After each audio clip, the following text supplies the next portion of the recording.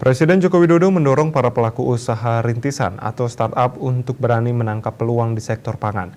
Ia menilai sektor ini masih terbuka lebar dan bahkan membesar karena krisis pangan dampak agresi militer Rusia ke Ukraina. Utama BUMN, pimpinan Community BUMN. Dikutip dari kantor berita Antara, Presiden Jokowi saat membuka BUMN Startup Day di ICE BSD City, Kabupaten Tangerang, Banten, Senin 26 September 2022 mengatakan, berdasarkan populasi startup Indonesia saat ini, hanya 4% saja yang berkecimpung di sektor agrikultur. Porsi 4% itu masih tertinggal jauh dibandingkan sektor fintech yang mendominasi populasi startup Indonesia dengan 23% atau retail sebesar 14%. Presiden menjabarkan dalam sektor pangan terdapat setidaknya 3 aspek yang bisa disasar oleh para pelaku usaha rintisan Indonesia, yakni produksi, distribusi, dan pemasaran. Menurut Jokowi, masalah krisis pangan dan urusan pangan ke depan akan menjadi masalah besar yang harus dipecahkan oleh teknologi dan itu adalah kesempatan, peluang bagi para pelaku usaha rintisan atau startup. Saya sampaikan, kalau kita lihat urusan masalah krisis pangan, urusan pangan ke depan ini akan menjadi persoalan besar yang harus dipecahkan oleh teknologi. Dan itu adalah kesempatan.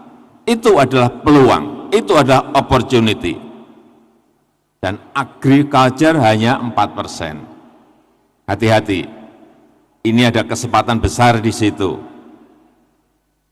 Karena di dalam urusan pangan itu ada yang namanya urusan produksi, ada yang namanya urusan distribusi, ada yang namanya urusan pasar. Di sini ada peluangnya semuanya. Urusan distribusi ada, urusan produksinya ada, urusan pasarnya ada, peluang semuanya. Dan yang urusan pangan ini kan tidak hanya urusan beras saja. Komoditas yang lainnya banyak sekali. Sayur pun juga macam-macam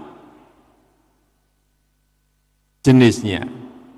Pangan tidak hanya beras. Hati-hati, ada sorghum, ada porang, ada kasava, ada sagu, dan lain-lainnya.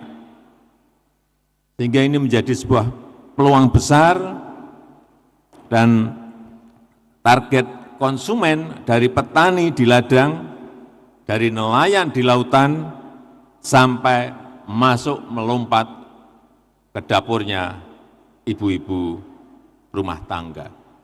Peluangnya sangat besar. Bali Pos melaporkan.